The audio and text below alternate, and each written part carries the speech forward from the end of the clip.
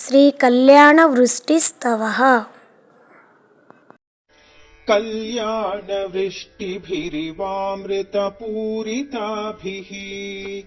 लक्ष्मी स्वयंवरणमङ्गलदीपिकाभिः सेवाभिरम्ब तव पादसरोजमूले नाकारि मनसि भाग्यवतां जनानाम् एतावदेव जननि स्पृहणीयमास्ते त्वद्वन्दनेषु सलिलस्थगिते च नेत्रे सान्निध्यमुद्यदरुणायुतसोदरस्य त्वद्विग्रहस्य परया सुधया प्लुतस्य ईशत्वनाम कलुषाः कतिवा न सन्ति ब्रह्मादयः प्रतिभवम् प्रलयाभिभूताः एकः स एव जननि स्थिरसिद्धिरास्ते यः पादयोस्तव सकृत् प्रणतिम् करोति लब्ध्वा सकृत् त्रिपुरसुन्दरितावकीनम्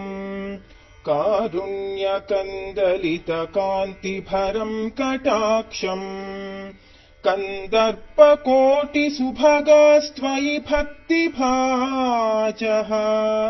सम्मोहयन्ति तरुणीर्भुवनत्रयेऽपि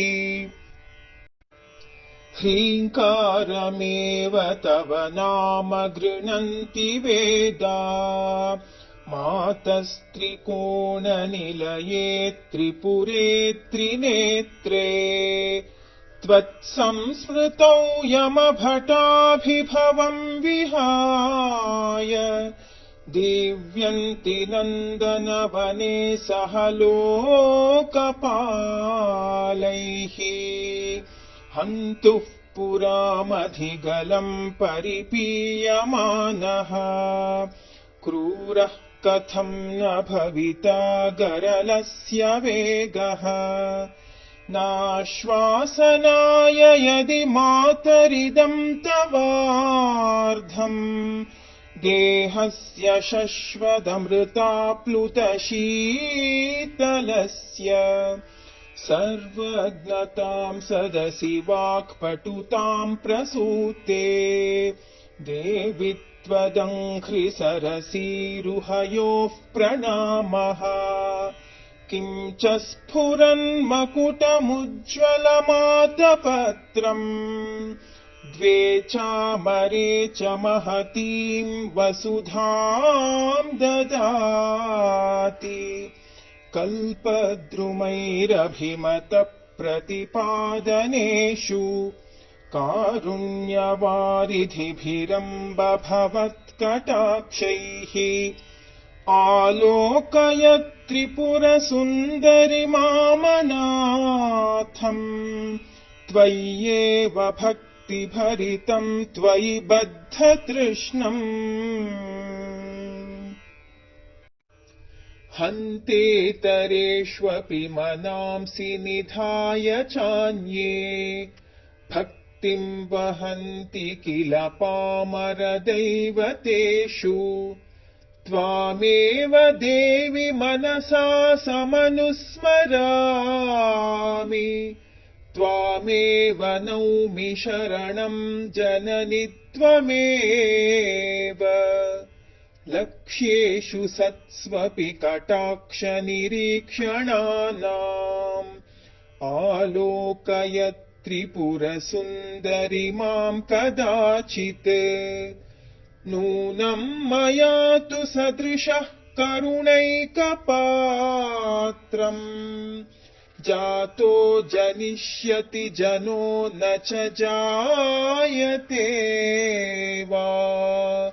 ह्रीं ह्रीमिति प्रतिदिनम् जपताम् तवाख्याम् किं नाम दुर्लभमिह त्रिपुराधिवासे माला किरीटमदवारणमा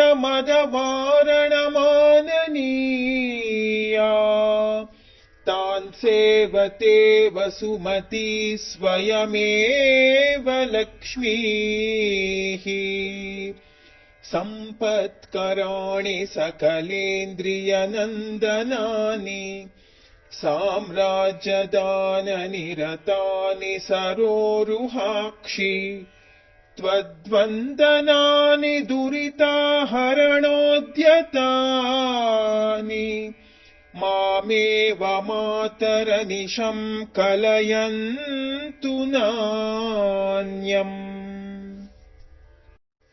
कल्पोपसंहृतिषु कल्पितताण्डवस्य देवस्य खण्डपरशोः परभैरवस्य पाशाङ्कुशैक्षवशरासनपुष्पबाणा सा साक्षिणी विजयते तव मूर्तिरेका लग्नं सदा भवतु मातरिदं तवार्धम् तेजः परं बहुलकुङ्कुमपङ्कशोणम् भास्वत्किरीटममृतांशुकलावतंसम् मध्ये त्रिकोणनिलयं परमामृतार्द्रम् ह्रीङ्कारमेव तव नाम तदेव रूपम् त्वन्नाम दुर्लभमिह त्रिपुरे गृह्णन्ति त्वत्तेजसा परिणतं वियदादिभूतम् सौख्यं तनोति सरसीरुहसम्भवादेः ह्रीङ्कारत्रयसम्पुटेन महता मन्त्रेण सन्दीपितम् स्तोत्रं यः प्रतिवासरं तव पुरो मातर्जपेन्मन्त्रवित्